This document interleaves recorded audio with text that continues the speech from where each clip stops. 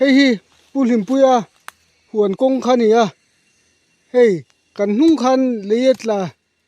nuala hei voina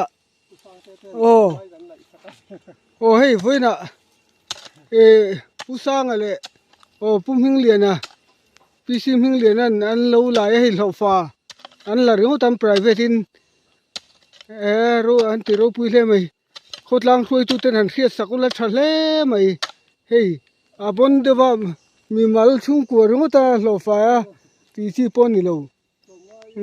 atam lu tuk hei heta te rem sang uwa khan siam sakula a thadon hle mai khotlang thloi tu ten hei enge khotlang ni na kan Chhungkaw pui em ani tela an huan kong ani rual hen han ma sakula thale ang